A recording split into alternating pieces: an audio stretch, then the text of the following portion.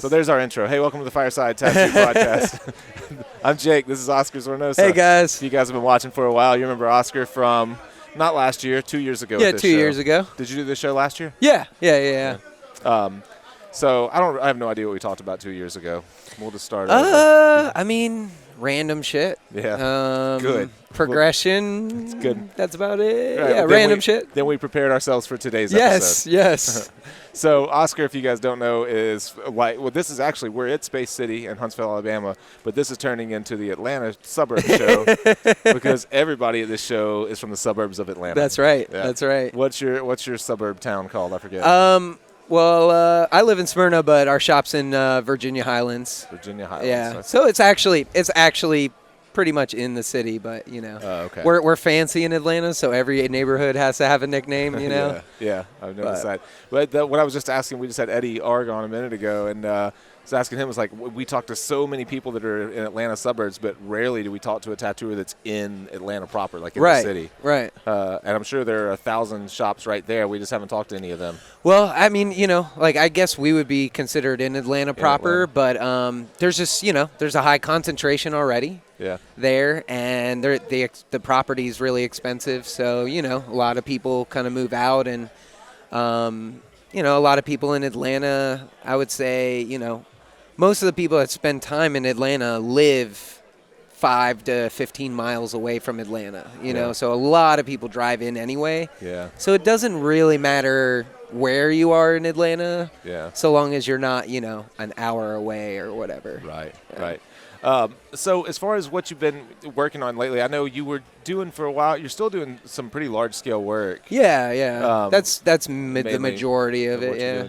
And you've been blending, or even back when we talked last, you were blending some kind of illustrative realism with some 3D kind of geometric stuff, with some whatever, just playing with a lot of those ideas. Where has that come in 2 years? Do you think it's evolved a lot? Or? Honestly, I'm kind of still in the same position I was back then. I'm one of those people, I can't really decide which road I want to go down. Mm-hmm. And you know what, honestly, these days with so many people specializing and kicking ass at it, I like the old school mentality of just do what comes through the door and, make it as cool as fucking possible, there's certain things that I stay very clear of, American traditional. Mm-hmm. I can't do it, or I can, but there's too many people that can do it way better than me. Yeah. Same thing with Japanese, but pretty much everything else, I can handle it. Kinda, yeah. I would, the pendulum always kind of swings, I guess. It seemed like we were specializing, and all the questions coming in would be about finding your voice in tattooing, finding your style. How do I find a niche? How do I do this? And so now it seems like, I don't know if you guys have noticed, but we're talking to more and more people who are like, yeah, man, I kind of do everything. I like to take a little something from this and a little something from that. Whatever the tattoo is, I try to just figure out what my spin on that tattoo is. And so I wonder if we're not seeing that, it's got to come to an end. The specialization start to, fade a little bit and people are trying to explore a little more. Yeah, I think, the clients have also evolved too. So, most clients want multiple styles. Mm-hmm. So, there's the collectors that, want specific things and that's all they want. But I would say the majority of people, anybody who's spending any kind of money on tattoos these days wants at least one or two really big things, and they'll be in totally two different styles. So many of my clients, have a black and gray arm and then they have the color arm. Right. And, and that's one of the reasons why I like to stay a little bit more open instead of so funneled in, because then I can do both. Yeah. Yeah. We were I forget who, one of our guests earlier this morning, we were talking about the idea of being able to pull. Oh, it was Manny over here. He was talking about how he does mostly black and gray realism, but how he learned to pull a lot of what he uses in his black and gray realism from traditional Americana, like how to get full saturation so that black and gray actually stands the test of time and looks good from a distance. And so you end up, when you explore more, I think you end up finding that you do niche yourself down. You may not be able to describe it in words, but your clients very often can go like, oh yeah, I know for sure that Oscar did that. You can tell by whatever. You know what I mean? And, like, you may not even know what it is, but Right. you just kind of, by exploring, you find that you tend to make the same marks over and over. Yeah, and another thing that I tend to do is I really try to those the nightmare ideas that everyone's like, oh, no way. Like it's just too much, or like the elements don't really work together or whatever. I really try to like make those type of people happy, like without cutting out a bunch of stuff, so long as it's not going to ruin it. But I really like to get as many wacky ideas together if it works. If I can make it work, then I will work. So I like the challenge, and sometimes you're kind of setting yourself up for failure, but as long as the client's happy and that's what they really wanted, then I'm stoked. Yeah, and a lot of times you find when you learn so much about working with people, when you help people to kind of decipher what it is they really want. A lot of times I think people, the more particular they are, the less sure that they are. Like, a lot of people are almost intimidated, they are intimidated when they come in the first place. Right. And then they're like, God, if I don't know everything about this tattoo, then they're going to say, then they're going to say, screw you, you don't know what you want anyways, get out of my shop. So people will tend to like micromanage or try to put everything into a tattoo that they ever thought they wanted into a single tattoo. And when you can kind of help them to play the psychologist a little bit and help them to break that down. Right. Right. You find that sometimes you really have a lot more control over that tattoo than you thought you did going in. For sure. I mean, I'm getting to the point to where, like, every now and again I get somebody who's like, do whatever you want. Yeah. And that kind of scares the shit out of me because, I'm going to spend a lot of time getting that shit prepared, and if it's not exact, I like at least a little guidance, I do too. At least it shows they're invested a little bit. Right. Yeah. And you know what? A lot of us, we've all had terrible experiences with people that email you a novel as a description, and then they send you a folder full of like 25 different images.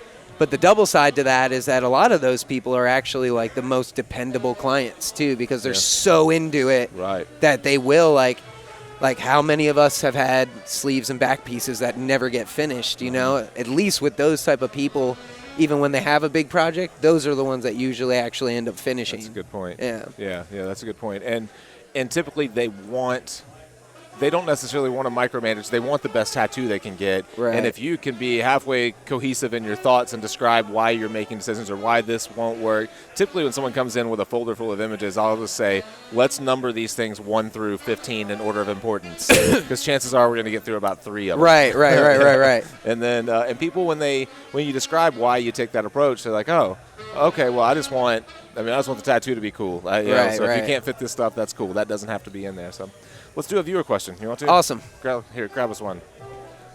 Yeah. 70s key party style.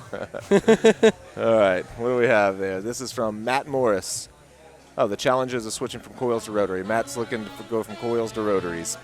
All right, Matt. Oscar, you use rotaries, don't you? Yeah. That's actually a really good question for me particularly. I used to do nothing but coils. Yeah. I was decent at tuning and, building machines up and stuff.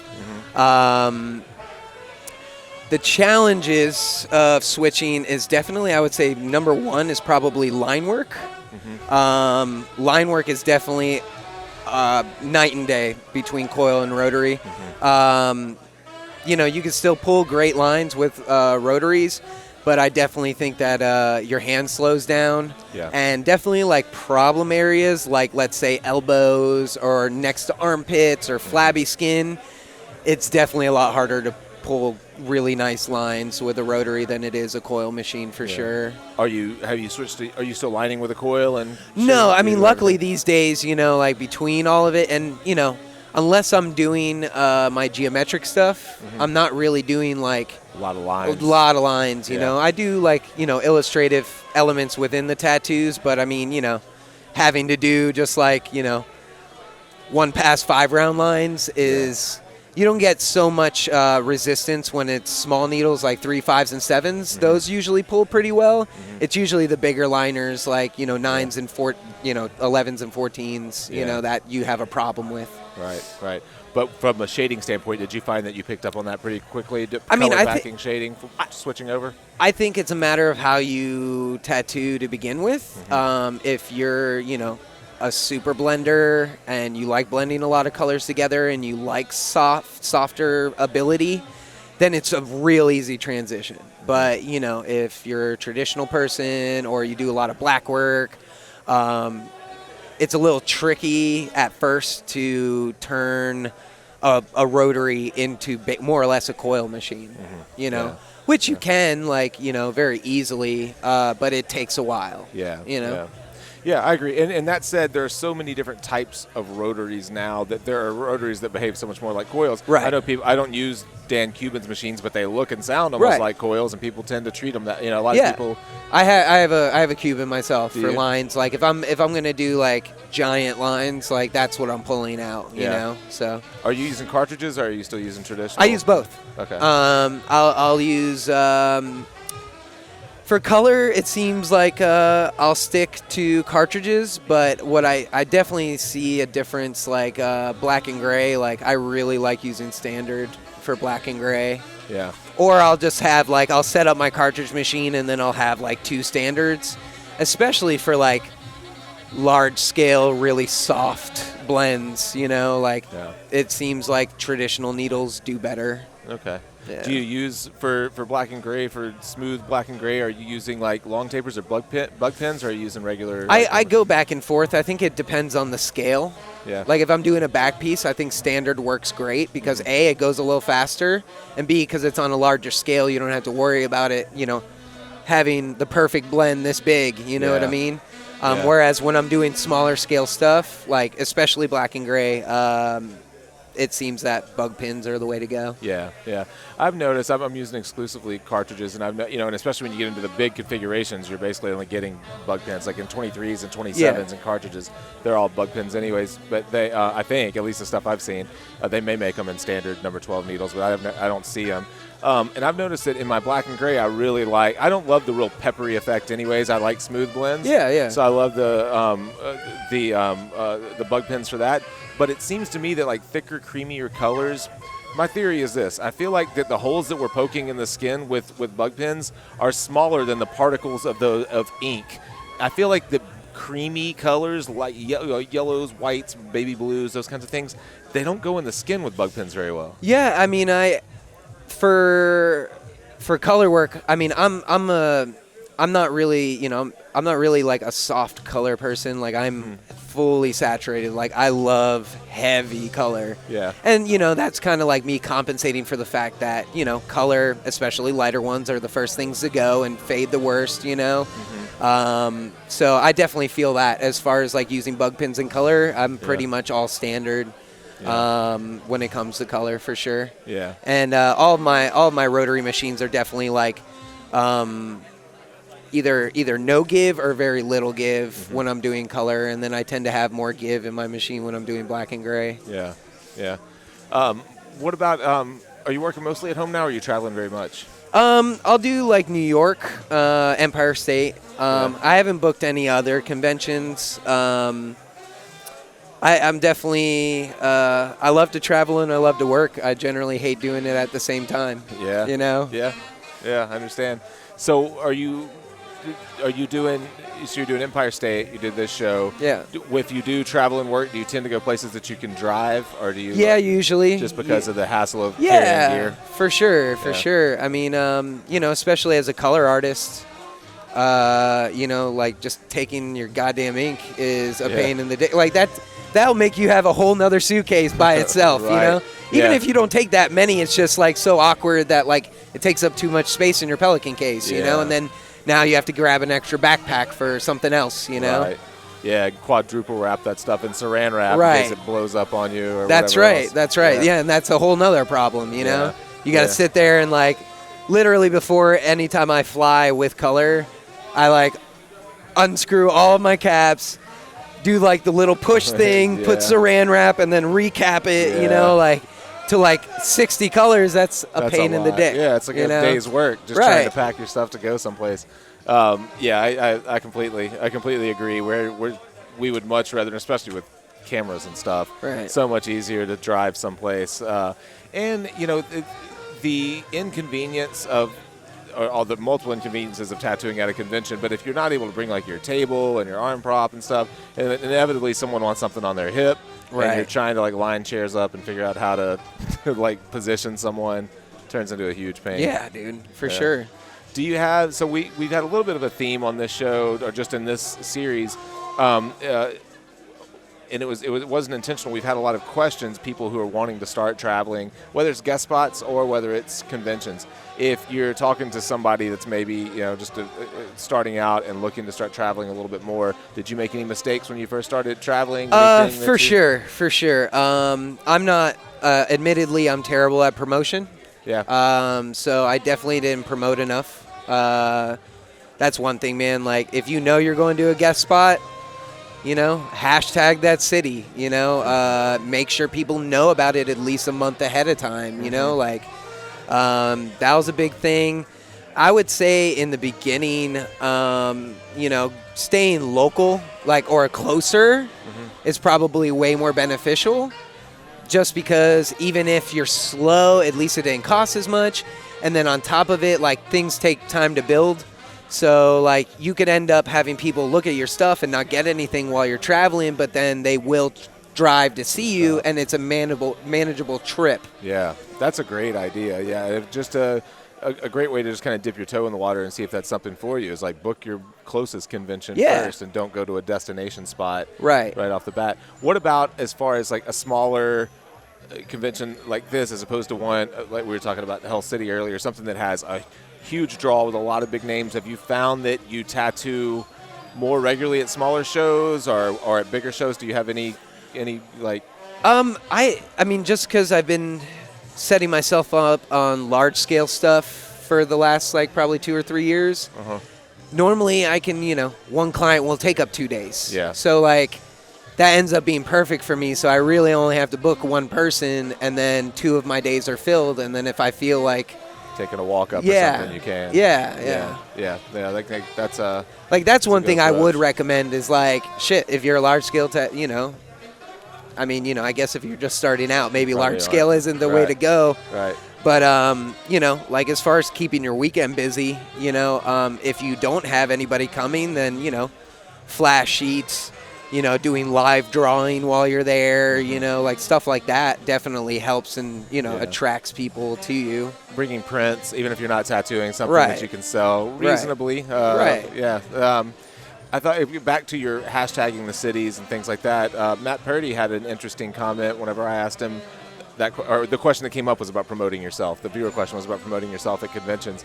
And he said that he will run Instagram or Facebook ads to people who like Space City's page. If someone's following Space City, he'll run an ad of his work directly to that audience. And that's something that's still fairly new, with that power that Facebook has by having everyone's information. And you're really able to dial in. If you want to put $20 towards an ad, you can say, I only want people in this city that have shown interest in this convention. Yeah, and that seems really smart. We all have our problems with Instagram and social media and stuff, but at the end of the day, it's what made us all have really good jobs, as much as we get pissed off about certain things. It's what why bothers you a lot about Instagram? Is it paid ads, things like that? Obviously everybody kind of knows that it used to be better because it was chronological and it wasn't based on, how many followers you had, and it was a lot clean, It was more level playing field, 2 years ago or a year ago whenever they changed it. Right. And then now it's okay, well, if you don't have 100,000, then, you're always pushed down to the bottom now. Yeah. So it's how can you get up out of the hole if you're never shown to anybody, So. Yeah. I think that's sad. And on the rare occasion that I'll think, say maybe I cross your path or see a piece of yours pop up, I'm like, man, Oscar hasn't posted anything in a while, and I go and I click on your photo and it's oh yeah, he has. It just hasn't been showing up in my feed. Yeah, man. Yeah. I've noticed that where it used to a couple of years ago, I would have people that were my habitual likers. I could always guarantee there are a handful of people that were gonna make a comment or whatever, and then suddenly you stop seeing those people. I'm Right. like, wow, what happened? Did I piss them off? No, they probably just don't see anything that I do anymore. Yeah, for sure. Yeah, that's sad that it works that way. And also, too, they're doing this weird thing where they just like you just get random pages that you're not even following, you know, and they're not even like sponsored posts. They're just like oh, we're just going to throw this in there too. And it's like, I don't have any interest in like, you know, cat underwear. I don't know where this came from, but. Yeah. Well, you know, and if you do show an interest in something, like I went down this like Italian leather boot trail. I haven't bought any yet, but you know, you decide you want something, and then you start just like looking at it. And so I looked at it for about a week, and now here it is 3 months later, and every paid ad on Instagram is from a boot company. Nice. Like that's all I see, boot companies. So at this point, I'm so exhausted on boots, I don't even want a pair. I'm not going to buy any at all. But that's the way it works now, you know. It's crazy. But yeah, no, I'm absolutely with you on that. I hate that it's gone that way, but yeah, it's you take it the way that it comes, and you do whatever you can to put yourself out there. And I guess hashtagging and making sure you're posting regularly, making sure you're interacting with other people, stuff like that's probably the. By the way, your voice with the saxophone sounds real sexy. Nice, dude. Thank you, man. I got a massage from this girl out here yesterday, and it just so happened to be when the acoustic guitar and violin was playing. Nice. And I was like thinking, like, how lucky am I to be getting a massage at a tattoo convention, and they're not blasting like anything angry. Right. It's like this relaxed violinist playing. Right. Perfect. It worked out so well. All right, what else do we have to say? Have we said it all? Do we? Yeah, we said. I think we said everything we could say about the challenges of switching from Coil to Rotary. Matt, I think you should try a Rotary, and if you don't like it, go back to your Coil. Yeah, I mean, start out with a Dan Cuban if you really like punchier, you know, choppier machines, and or machines that don't have any give or have the adjustable give. Yeah. And, you know, there's plenty of companies now that have both adaptability to have standard needles and also have cartridges. So if if you don't do the cartridge thing first, you might have an easier time just doing the standard needle thing. Yeah, yeah. And that's a good point, talking about starting with the Cuban. One of the big challenges that I had when I first switched over was just the weight difference. Yeah. You know, I mean, the first one I used was not the Pin, but the Cheyenne, like Hawk Thunder was the first one that I had, and it felt like I had nothing in my hand. Right. And I felt like there's no way that this is going to put anything in the skin. It's that there's no weight to it. So if you want to keep that feel of the Coil, something like the Cuban would be great. Right. If you really want to jump off a cliff and try something completely different, grab something that doesn't weigh anything. I've been using the Pin for a while now. And I mean, if the weight bothers you, I mean, I guess you could always just like tape a weight to it or something. you know? Could. Shit. I remember when I first started tattooing, there was an apprentice we had years and years ago that would when they were drawing with a pencil, they would put the machine on the back of their pencil just to get used to the weight. It's like, that's a pretty good idea. I mean, right. Back then, it was we didn't. I don't know if the big 1-inch grips weren't around, or if we just only had the little 5/8, the small. That's what I used. I would do that same thing, but I would use a mechanical pencil. Oh yeah. Yeah, so I would put a mechanical pencil through a tube, and then put a tube on it, and then that's how I got used to it. Yeah. So that's a blast from the past. All right, guys, that's it, man. Thanks. Oh, so you're going. What's the very next show you're doing? Is Empire State. Empire State. Yeah. What month is that? I believe it's July.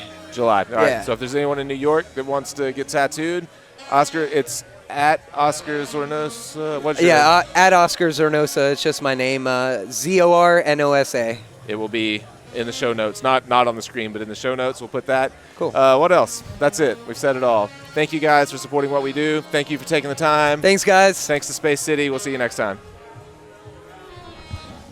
Thanks, man. Yeah, you're welcome, man. So.